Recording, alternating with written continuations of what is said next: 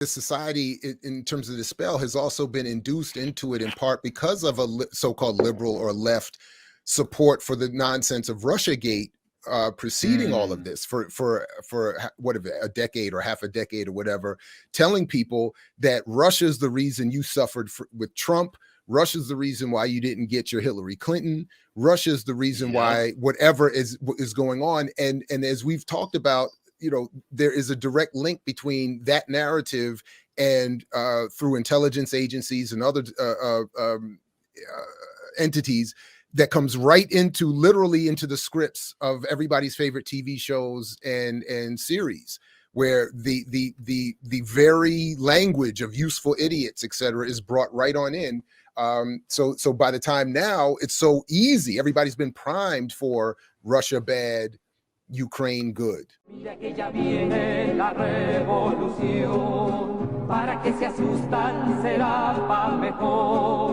Es el pueblo entero el que ya está gritando, viva la revolución.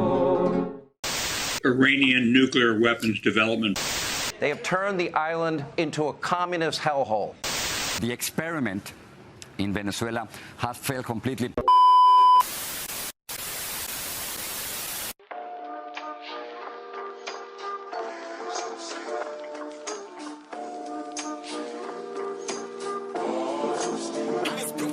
What I want to do, Jared, I want to play a clip. This is a clip of Maxine Waters, everybody's favorite. She calls herself Auntie Maxie, right?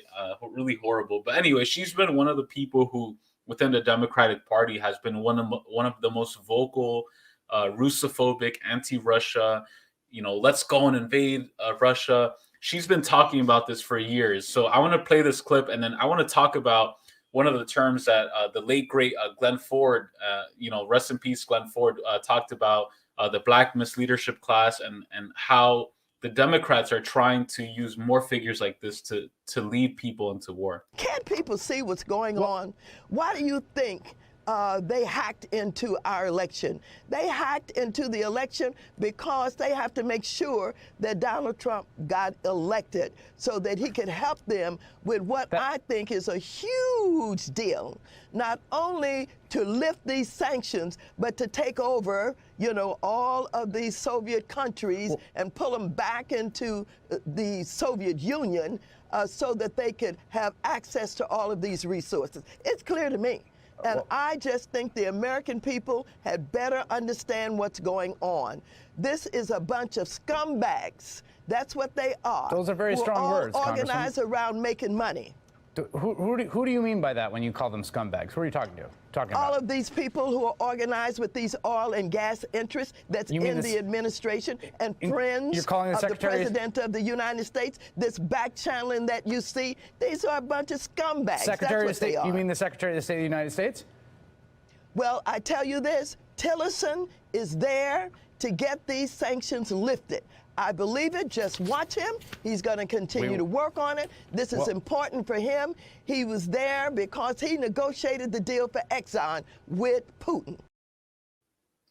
There you have the lovable Auntie Maxine pushing for sanctions that not only hurt the governments, but they hurt the working class people, the poorest people. Sanctions in Zimbabwe, in Venezuela, Cuba, all hurt Black and brown families, and they hurt everybody. So, you know, your analysis of this, Comrade Jared, like your thoughts on Auntie Maxine and all of that.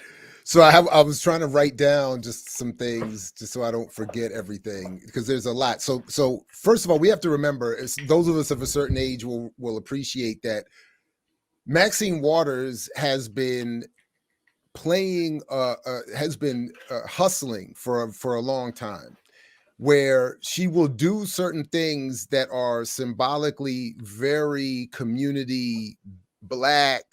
Like she'll do the she'll do the cookout. She'll do the you know, and in particular, I'm thinking of she'll host the panel back in the day where evidence was being brought to the public about the CIA's involvement in bringing crack cocaine into LA. You know, she'll sit on those panels and convene those discussions. She will, as she did some years ago, where some of us will remember when we were when I was working with WPFW and the Decipher hip hop block some years ago, we'll remember that she brought in leading hip hop artists like Snoop to have a summit and discussion about, I don't know, the art and the politics or whatever. And when we reached out to her office to politely invite her to include locally based, grassroots, truly politicized rap artists and hip hop artists, broadly speaking, there was no interest. So she's very it's very symbolic. She could do the performance, and then when it comes to issues like these that are a little more nuanced, and frankly where most of us just don't know what's going on with Ukraine and Russia and things like, she can come out and take certain stances and positions, and she'll automatically have cachet among a lot of Black people, as is the case with many who are in the Congressional Black Caucus. So Glenn and Bruce, and for a time, Sister Letitia Stills, led what I thought was one of my favorite of their projects, which was the CBC report card, which is something we should probably bring back, where based on our set of criteria, they would be judged and given a grade, and then we would even have award ceremonies and shows. Like that was like actually part of the, anyway. So like, and in all these cases, it was something that more is, I don't know, a very quick and I think powerful way of letting people know, like, these folks are not on our team. They're not, and I definitely remember the time when Cynthia McKinney was in office, hosting events around COINTELPRO and whatever.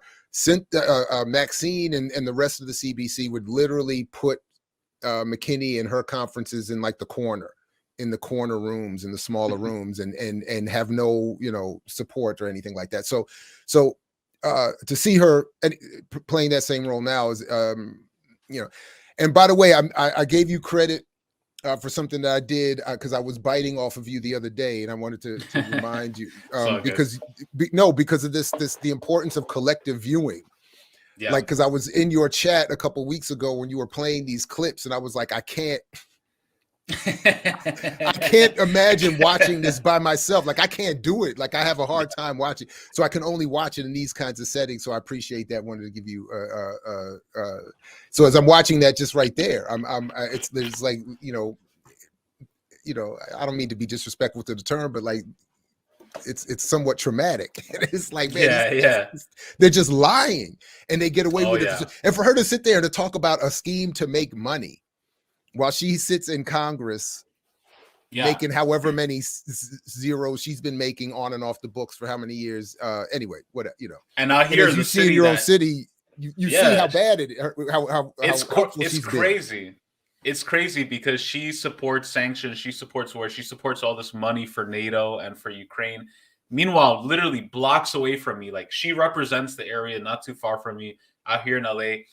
Tents as far as I can see, homelessness, mainly Black and brown people who can't even afford to eat, people who can't afford proper clothing or anything. And she's talking about sending money and attacking somebody halfway across the world. So it's just crazy to me. And I think it's just frustrating because then when it comes time for elections here, they're like, we need to support the Democrats, all in for blue. And, we need to fight hate here. And it's like, what about the crazy, shady shit that you guys are doing internationally? Like, nobody ever wants to bring that up. And when you bring it up, like, you feel like a crazy person because, that's why I played that clip in the beginning of the great Nina Simone, I Put a Spell on You. It's like, I feel like right now, like, everybody is in a mass hysteria, mass spell, mass psychosis, where they're trying to bring us into war, into this humanitarian lens, and that is the new face of empire. And what I want to do, there's another. Can I just say, I want to play? Yeah, just very quickly before I forget, because we have to remember this, that the society in terms of the spell has also been induced into it in part because of a so-called liberal or left support for the nonsense of Russiagate preceding all of this for whatever, a decade or half a decade or whatever, telling people that Russia's the reason you suffered with Trump. Russia's the reason why you didn't get your Hillary Clinton. Russia's the reason why whatever is going on. And as we've talked about, there is a direct link between that narrative and through intelligence agencies and other entities that comes right into literally into the scripts of everybody's favorite TV shows and series, where the very language of useful idiots, etc., is brought right on in. So by the time now, it's so easy. Everybody's been primed for Russia bad, Ukraine good. Anyway, sorry about that. Go ahead. No worries. And even it's just interesting. Like, let's look at Barbara Lee, her Twitter. On one tweet, she's like, "In a modern moral society, housing is a human right. Proud to join this bill to address affordable housing shortage and support proven community-driven solutions to homelessness." Right? We can agree on that, right? We want more homes for homeless folks, housing for all. And then literally the next tweet over, she's like, "President Zelensky, your bravery and patriotism have inspired the world. Praying for him and all Ukrainians fighting, fleeing and worried about their livelihood or saying goodbye to loved ones. Stand with Ukraine." And we know stand with Ukraine means arm Ukraine, which means arm fascists and take away money from the homeless people you claim to like and claim to support to send to fascists to kill more oppressed communities in the other side of the world. So just the hypocrisy is crazy.